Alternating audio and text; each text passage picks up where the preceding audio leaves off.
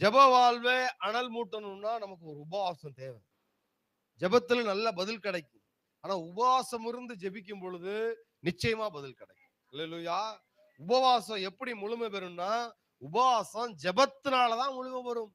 சரிங்களா? உபவாசிக்கும் போது ஜெபிக்கலைன்னா, அது பட்டினி தான் தவிர, அது உபவாச ஜெபம் கிடையாது. உபவாசம் போது நம்ம ஜெபிக்கணும். நான் உபவாசம் இருக்கேன், உபவாசம் இருக்கேன்னு காலையில இருந்து சாயங்காலம் நைட் வரைக்கும் சாப்பிடாம இருந்து டிவி பார்த்துட்டு அங்க இங்க கதை அடிச்சுட்டு உபவாசம் சொன்னா அது பெரிய நகைப்புக்குரியதாயிரும். உபவாசம் பண்ணும்போது ஜெபம் பண்ணணும். அப்பதான் அந்த உபவாசம் ஜெபத்தினாலே முழுமை பெறுகிறது. அல்லேலூயா. உபவாசமும் ஜெபமும் ஒரு காயின் மாரி.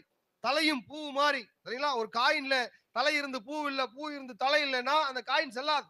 அப்ப உபவாசிக்கும் போது ஜெபம் இருக்கணும். ஒரு பலவீனமான ஒரு விசுவாசி ஜெபிக்க முழங்கால் படியிட்டான்னா, பிசாசு கூட அவன பார்த்து பயப்படுவான். ஏன்னா அவன் என்ன பண்ண போறான்? ஜெபிக்க போறான். தேவனை நோக்கி கூப்பிட போறான். அப்ப அவன் பயப்படுவான். எதுக்கு? அவன் பலவீனமானவன். இப்பயும் அப்போன்னு இருக்கான். ஆனா அந்த விசுவாசிக்கு ஒரு விசுவாசம் வந்து கர்த்தரை நோக்கி பார்க்கும் பொழுது பிசாசு பயப்படுவான். சாத்தான் பயப்படுவான். பொல்லாத ஆவிகள், அசுத்த ஆவிகள் அந்த பலவீனமான விசுவாசியை பார்த்து பயப்படும். ஏன்னா அவனுடைய பலவீனத்துல கர்த்தருடைய பலன் பூரணமாக விளங்க போகிறது. எந்த பலவீனமான நேரத்திலும் ஜெபத்தை விட்டுறக்கூடாது.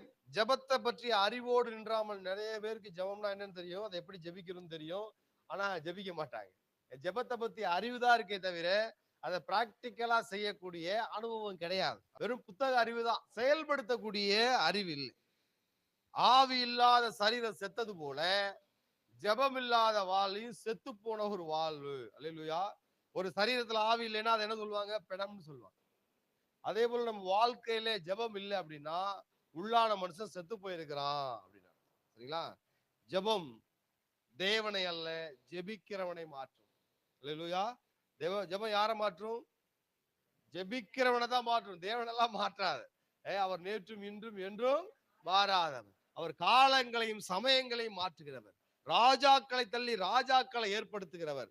கர்த்தருடைய பார்வையிலே ராஜாக்கள் வந்து நீர்க்கால்களை போல இருக்கிறாங்க. அதை அவர் தமது சித்தத்தின்படி திருப்புவார்.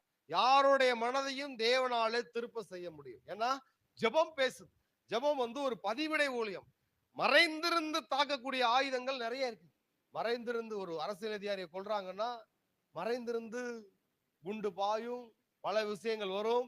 அதே போல ஒரு மனிதனுக்குள்ள ஒரு உள்ளான மாற்றம் இருக்குன்னா ஒருத்தன் ஜெபம் பண்ணிட்டு இருக்கான்னு அர்த்தம். பதிவிடை ஊழியம்னா மறைந்திருந்து ஊழியத்தை செய்யறது, முகத்தை காட்டாம தான் யாருன்னு காட்டாம செய்யறதான் பதிவிடை ஊழியம்.